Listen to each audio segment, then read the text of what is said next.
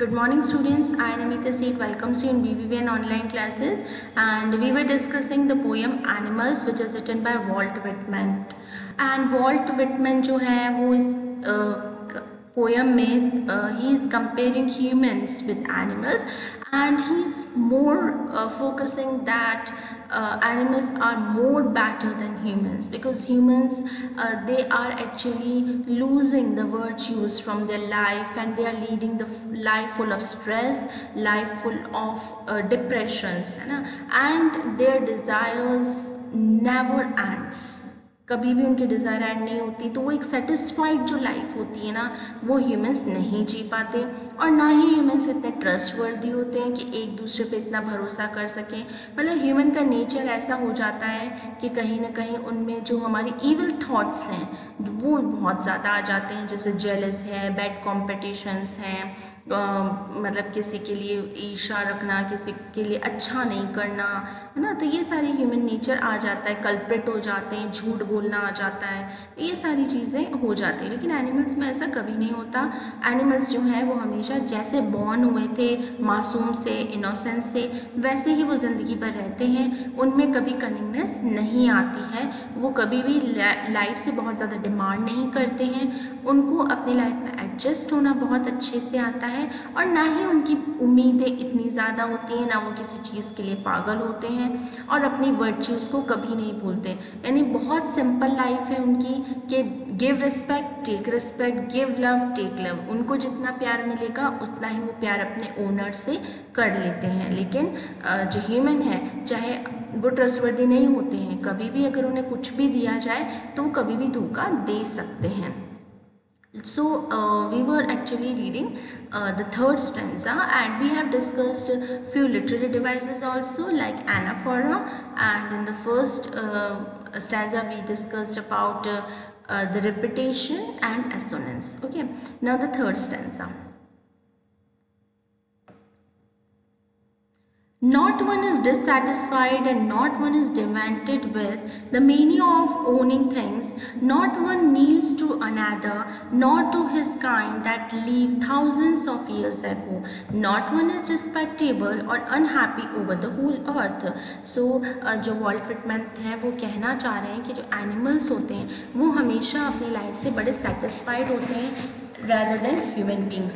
और जैसा कि उन्होंने बताया कि फर्स्ट सेकंड स्टैंजा में भी उन्होंने डिस्कस किया कि वो कभी भी अपनी गलतियों का भार गॉड पे नहीं डालते कि हमारी किस्मत ही ऐसी है, गॉड ने हमारी किस्मत ही ऐसी लिखी है, ऐसा डिस्कशन कभी नहीं करते। लेकिन ह्यूमन क्या है, कभी भी सेटिस्फाइड नहीं रहता अपनी लाइफ में और हमेशा वो चीज़ों के लिए पागल रहता है। Demented means mad and mania means जो curious to have something in life, ठीक है, तो उसको हमेशा वो पागलपन रहता है कि लाइफ में कुछ ना कुछ उसमें गेन करना है, जो कि एनिमल्स को कभी नहीं रहता। Not one needs to another nor to his kind that lived thousands of years ago। so मतलब कोई भी किसी के आगे घुटने नहीं झुकाता है, मतलब घुटनों पे बैठता नहीं, सॉरी, अपने आप को झुकाता नहीं है ना। जैसे एनिमल्स होते हैं ना वो अपने आप को अपने इष्ट देवता हैं या कहीं भी हैं तो उनमें इतना प्राउड कभी नहीं आता लाइफ में कि वो अपने गुरु के सामने झुकने से डरते नहीं हैं। उनको मतलब आपने कभी एनिमल्स को भी देखा होगा कि अगर वो किसी को बहुत अच्छा रिस्पेक्ट करते हैं, केयर करते हैं तो उसके सामने भी नील डाउन हो जाते हैं वो, ठीक है, उसका कहना मानते हैं। लेकिन ह्यूमंस ने ऐसा नहीं करते, यानी वक्त आने पर वो अपने गुरु को भी भूल जाते हैं, तो ना ही वो एक दूसरे के सामने झुकते हैं, यानी कि जब ज़रूरत होती है उनको कॉम्प्रोमाइज़ करने की तो वो कॉम्प्रोमाइज़ भी करना पसंद नहीं करते। और काफ़ी सालों से जिन गुरुओं को वो मानते आ रहे हैं या काफ़ी सालों से जो उन्होंने अपनी इच्छाएं रखी हैं और जिन लोगों के सामने वो झुकते आ रहे थे, एक मोमेंट ऐसा आता है कि जब वो बहुत ज़्यादा प्राउडी हो जाते हैं और वो दूसरों के सामने झुकना भी पसंद नहीं करते हैं। नॉट वन इज़ रिस्पेक्टेबल और unhappy over the whole earth. और एनिमल्स जो ऐसे हैं कि वो मतलब है ना, ऐसा नहीं कि सभी उनकी रिस्पेक्ट करते हैं, लेकिन ह्यूमन बींग्स का ऐसा है कि उनको सबकी रिस्पेक्ट भी चाहिए और फिर भी वो बिल्कुल अनहैप्पी रहते हैं। लेकिन एनिमल्स का ऐसा नहीं है, वो खुश रहते हैं, जो उन्हें मिला है उसमें बिल्कुल वो सेटिस्फाइड रहते हैं। So they show their relation to me and I accept them, तो वो अपने जो रिलेशन है वो मुझे दिखाते हैं, यानी उनकी जो वर्च्यूज़ है लाइफ में वो मुझे दिखाते हैं और मैं उन्हें एक्सेप्ट करता हूँ। वो अपनी फीलिंग्स दिखाते हैं एनिमल्स, और मैं यानी वॉल्ट विटमैन उन्हें एक्सेप्ट करते हैं उनकी फीलिंग्स को। They bring me tokens of my self, the events them plainly in their positions. So यहाँ पर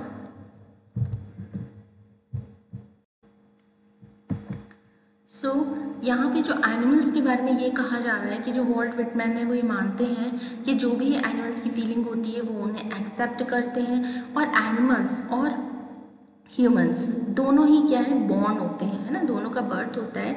लेकिन जो एनिमल्स होते हैं वो बाय बर्थ बहुत ज़्यादा, और ह्यूमंस भी बाय बर्थ दोनों कैसे होते हैं, बड़े इनोसेंस होते हैं।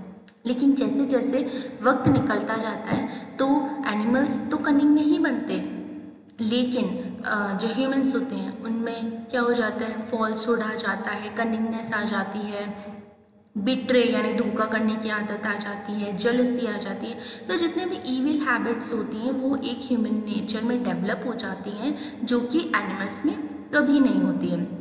इवन एनिमल्स जो होते हैं वो हमेशा इक्वालिटी रखते हैं, जैसे इसमें लिखा है ना, not to this kind that live thousands of years ago, तो उनमें एक इक्वालिटी होती है, वो एक दूसरे के सामने कभी भी झुकते नहीं है। लेकिन ह्यूमंस का ऐसा नहीं है, ह्यूमंस एक दूसरे की लेग पुलिंग करना, अपने को दूसरे को नीचा दिखाना बहुत ज़्यादा पसंद करते हैं। इसलिए वॉल्ट विटमैन कहता है कि in comparison with the humans वो एनिमल्स को ज़्यादा प्रेफरेंस देता है, कि एनिमल का नेचर ह्यूमन से ज़्यादा बेटर होता है और एनिमल के साथ रहना ज़्यादा आसान होता है। ओके, दे ब्रिंग मी टोकन्स, यहाँ पर टोकन एक मेटाफर है, क्योंकि टोकन एक क्वालिटी को शो कर रहा है। इसका यह मतलब है कि जब ह्यूमन और एनिमल्स दोनों बॉर्न होते हैं तो दोनों में इनोसेंस होता है, लेकिन जैसे जैसे ह्यूमन बड़ा होता है तो उसका ये जो क्वालिटीज़ होती हैं ना वो हटती जाती हैं, यानी कि वो अपनी इस क्वालिटी को बिल्कुल ख़त्म कर देते हैं इनोसेंस की। लेकिन वहीं पर एनिमल्स इस क्वालिटी को बिल्कुल कंटिन्यू करके रखते हैं, मतलब वो हमेशा कैसे रहते हैं, बहुत इनोसेंट रहते हैं। Okay, they evince them plainly in their positions, so evince means show, है ना, evince करना मतलब किसी को दिखाना, and positions मतलब होता है under someone ownership, यानी किसी के अंडर में। तो अगर हमारे अंडर में वो रहते भी हैं या हमसे मतलब ज़्यादा घुल मिल भी जाते हैं, तो वो अपनी उस इनोसेंस को जो उन्हें बाय बर्थ मिली है उस इनोसेंस को वो हमेशा शो करते हैं। वो इनोसेंस कभी नहीं ख़त्म होती उनकी, जो कि ह्यूमंस के बड़े होने के बाद ख़त्म हो जाती है। सो टोकन्स यहाँ पे एक मेटाफर की तरह यूज़ हुआ है। I wonder where they get those tokens, और मुझे ये आश्चर्य होता है कि ऐसी क्वालिटीज़ उनमें आती कहाँ से हैं, मतलब उनमें कभी भी धोखा देने की, उनमें कभी भी कनिंगनेस, उनमें कभी भी जो ट्रुथ मतलब फॉल्सहुड है, झूठ बोलना है, जो लाइंग नेचर है, ऐसा कभी नहीं आता। मतलब एनिमल भी तो क्या है, एक लिविंग बीइंग है, और जब वो पैदा होता है, जब से मरता है, तो अपने ओनर की तरफ बड़ा वफादार रहता है, बहुत फेथफुल रहता है।